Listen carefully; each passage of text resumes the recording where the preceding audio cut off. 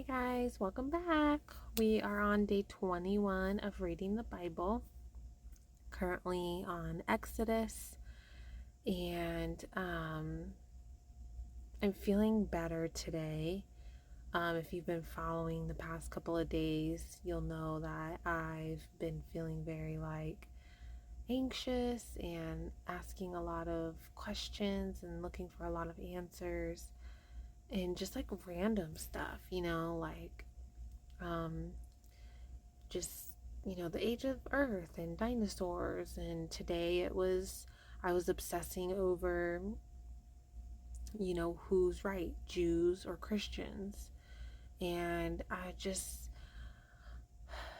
it just fills me up and just makes me all anxious. It makes me overwhelmed. It makes my head hurt. It makes my brain feel like it wants to shut off.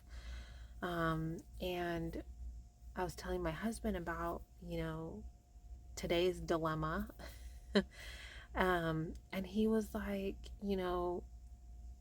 you just need to at some point just have faith and stop looking for answers for things that, you just don't need to know. And, I mean, do I really need to know the exact history of dinosaurs? I mean, honestly, how is that going to change anything in my day to day? Do I really need to know the exact, history of Earth and how old Earth is? I mean, seriously, having those answers, what would that do to my day to day? Those answers aren't gonna pay my bills. Those answers aren't gonna help me take care of my daughter. Those answers aren't going to, um, you know, uh, help me do my chores or feed myself or go to the grocery store or I'm obsessing over looking for answers for things that really just, I mean, why?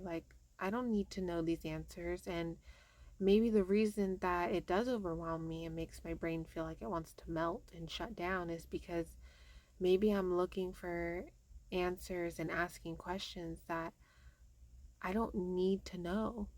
I don't need to be asking. When I pray and talk to God and read the Bible, I feel calmer, more peaceful, more stable. Um, I feel better. So it's like that alone should be like a sign that maybe I just need to let go a little and just follow what feels and good and what makes me feel better and more calmer and peaceful. And that's praying and reading the Bible and trying to get closer to God and connect more and have more faith. And so, I'm definitely am praying to God to help me kind of have some peace, find some peace with not asking these questions anymore, or that it's okay to not know these answers. It's okay. I'm asking him to help me find some peace with that so that I can kind of just let that rest and then focus on what actually does make me feel better, which is praying and reading the Bible and focusing on life right now. What am I doing to help others? What am I doing for me and my family and my daughter? Trying to focus on my health, eating better, exercising, making sure, um, you know, taking care of my daughter properly and giving her everything she needs, um, and just enjoying day to day life and my family. And, I'm just obsessing over things that I really don't need to know. And so I think, um, I found it interesting that usually when I talk to my husband about, God or the Bible or stuff, he is not helpful. He just doesn't know how to explain things in a way that um, where it's helpful. And I found it interesting. This is the second time now that I have felt anxious and stressed and told him about what I was feeling anxious and stressed about in regards to the Bible and God and stuff.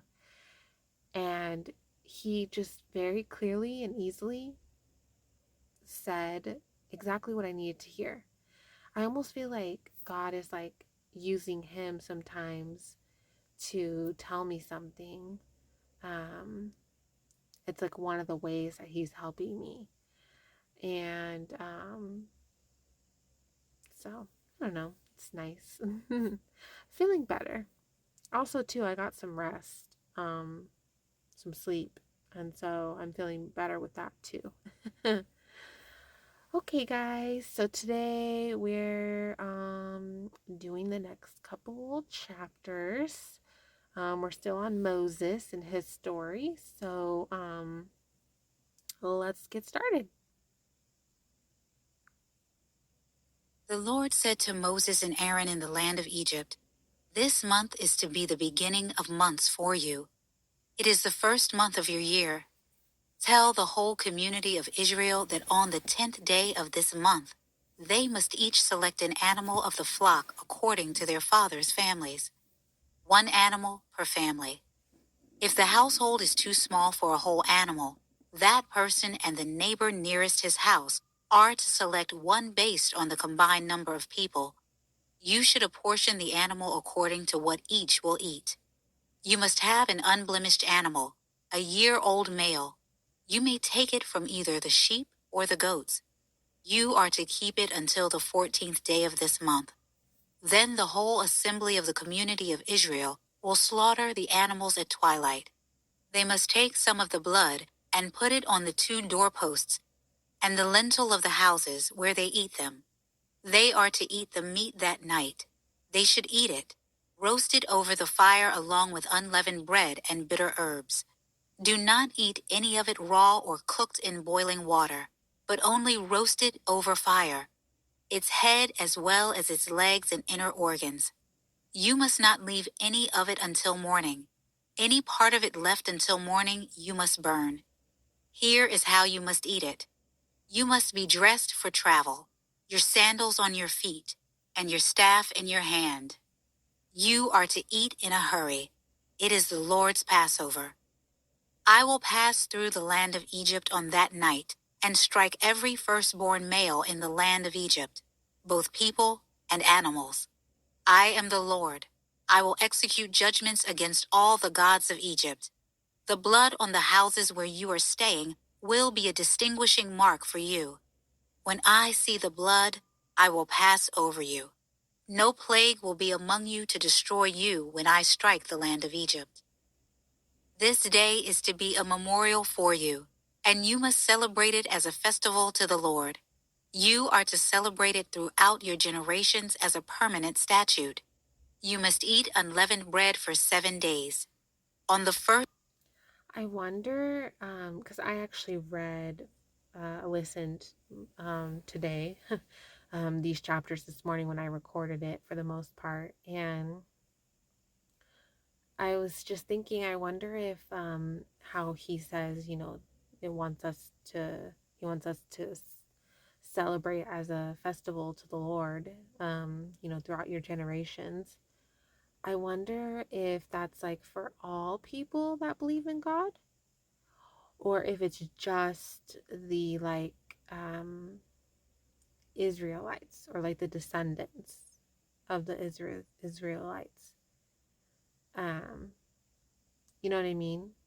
Like, because it was their um, you know, ancestors who he protected and saved from Egypt.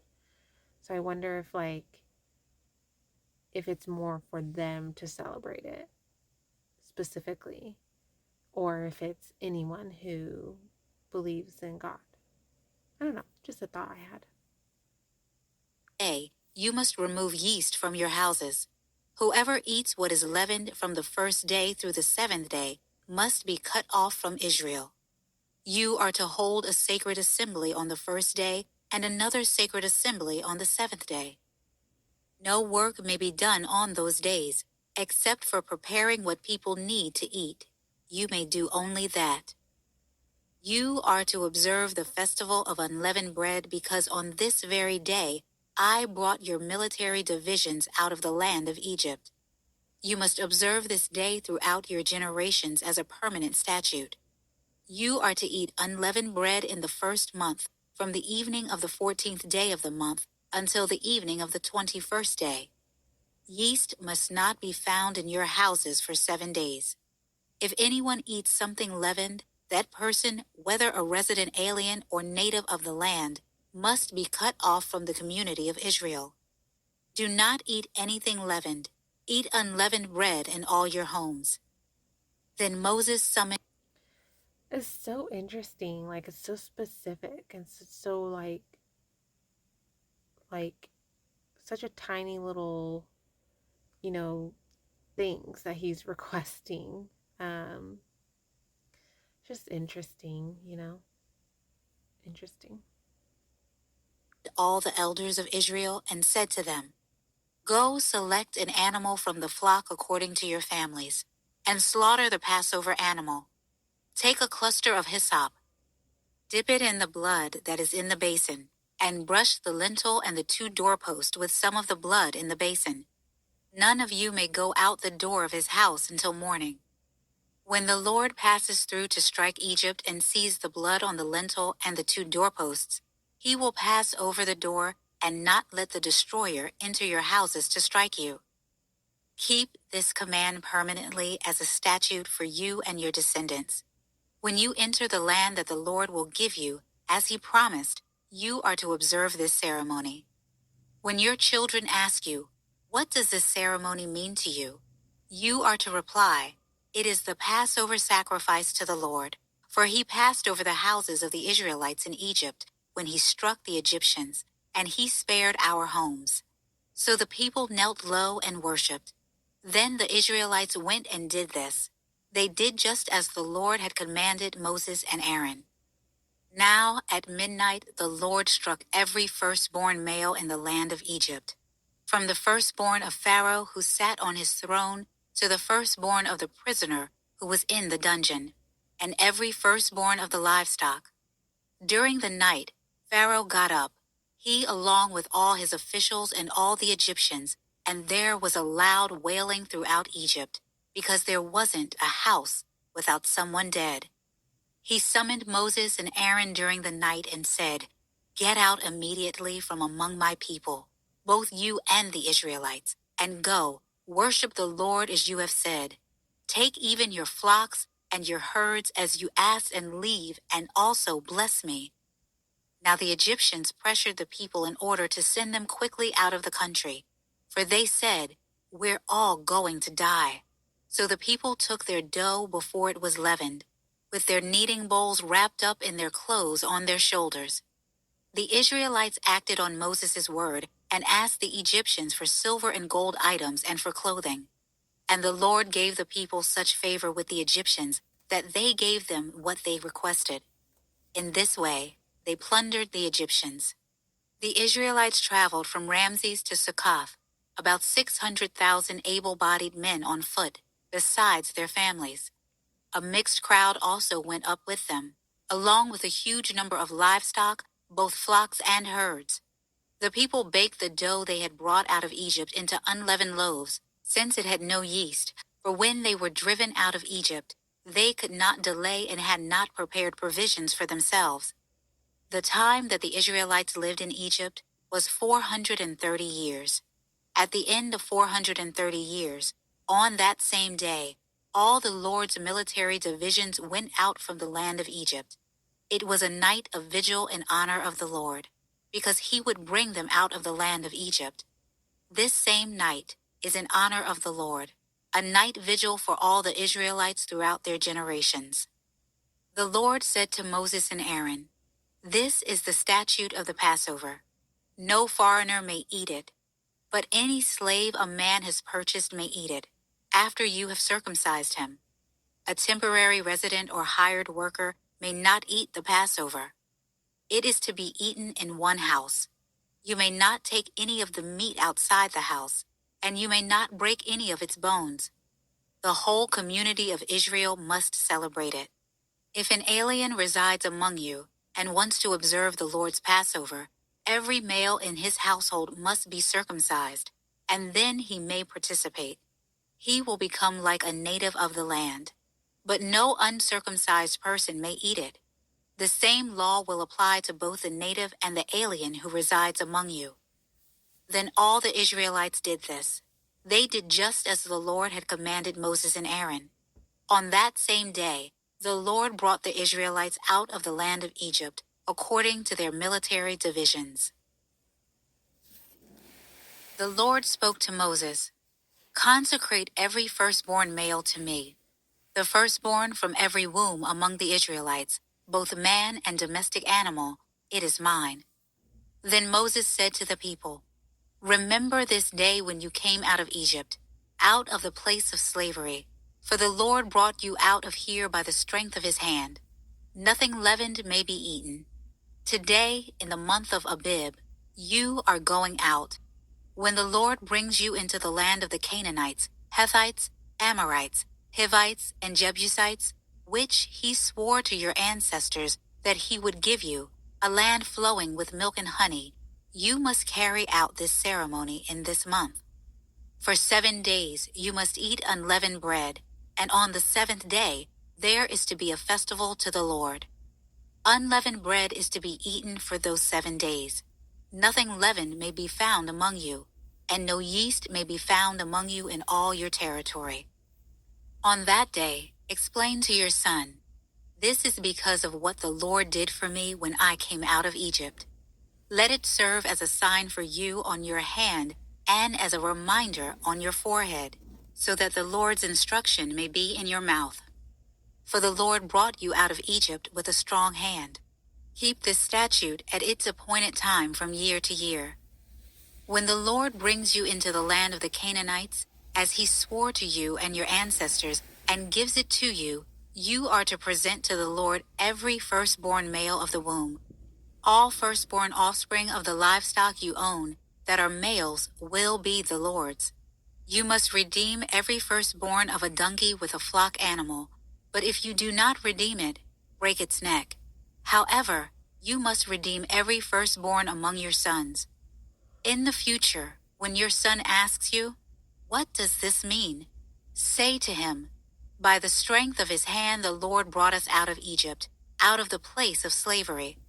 When Pharaoh stubbornly refused to let us go, the Lord killed every firstborn male in the land of Egypt, both the firstborn of humans and the firstborn of livestock. This is why I sacrifice to the Lord all the firstborn of the womb that are males, but I redeem all the firstborn of my sons. So let it be a sign on your hand and a symbol on your forehead, for the Lord..." I wonder what that means. Like, the firstborn of the womb.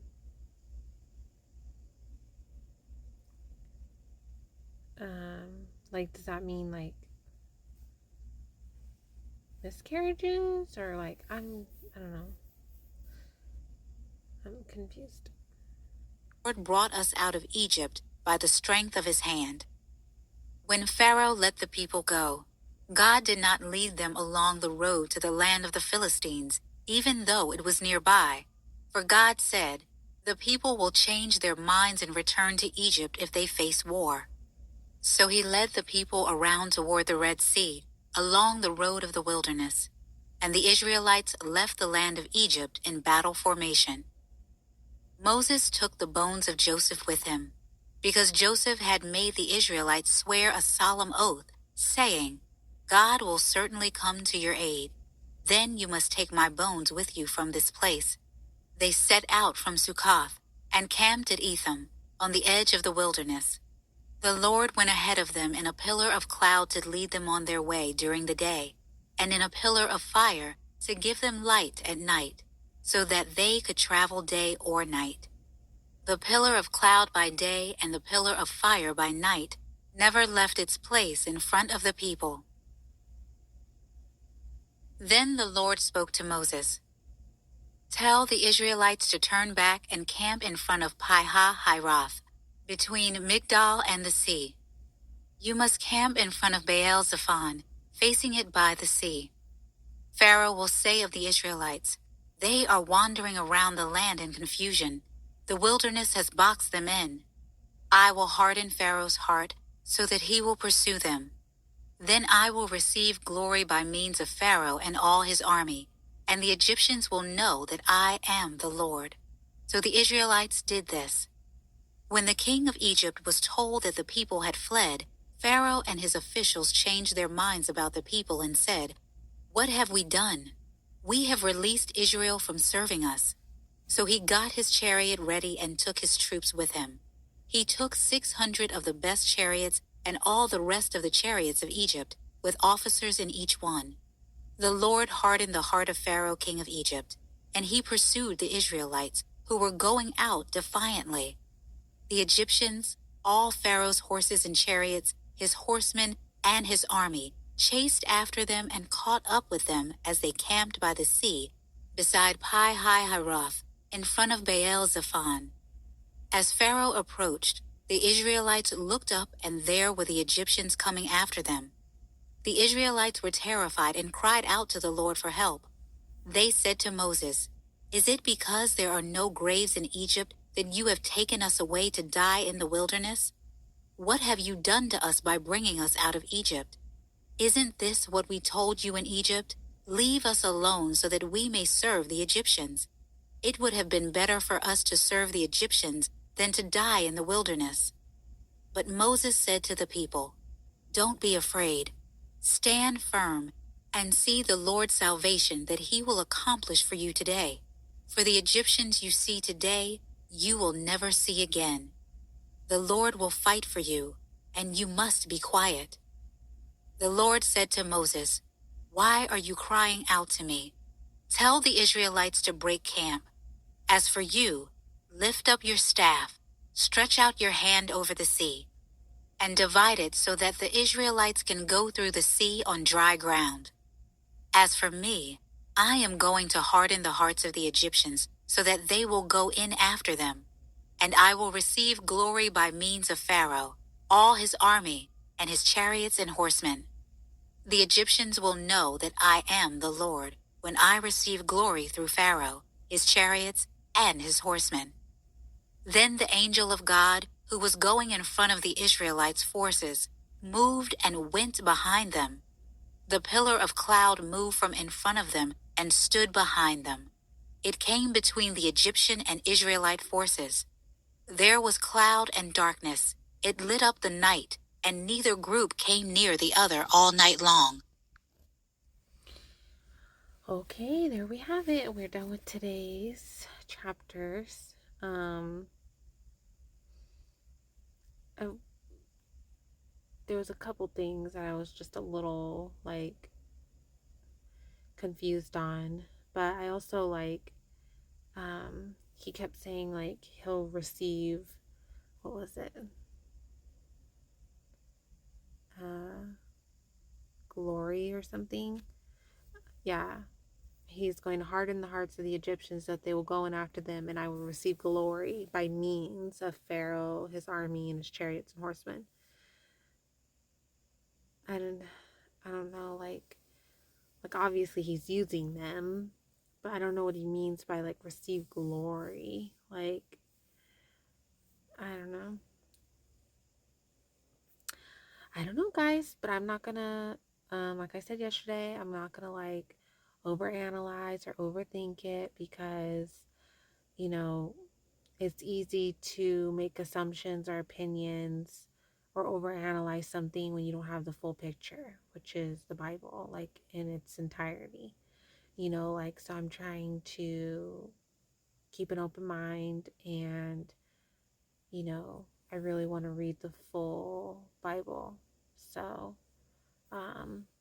and plus, you know, when I first started reading the Bible, maybe like a few days or like a weekend, I remember,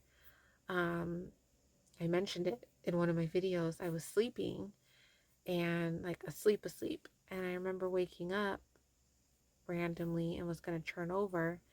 And this really loud, like intense, like, I don't want to say voice in my head, but like, but kind of was just like, Torah. And then it was just like, if you read the Torah, you will have faith in me and God. Um, and it was just like, I wasn't even thinking about God or the Bible or dreaming about it or nothing. Like, I literally was like, it was the middle of the night and I just randomly woke up to like switch positions. And then this, came into me in my head and my thoughts. And I was just like, okay, that was weird and random. And so I think that part of that is always in the back of my mind that night that happened is like, okay, well, I want to keep going because I know, because the Torah is like the first, I think, like 5 books. So we're on the second right now, which is Exodus. So I'm like, I'm curious too, to see if that comes to fruition, like if that's going to be what really happens, if by the end of the 5 books, um, am I going to feel like I have full faith in God, like in belief.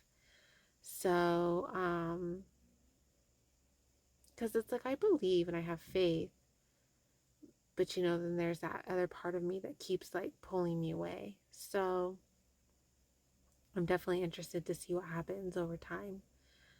That's why I want to give the full Bible a chance because I don't want to cut myself off too soon and then, go back to the way things were. So I don't know.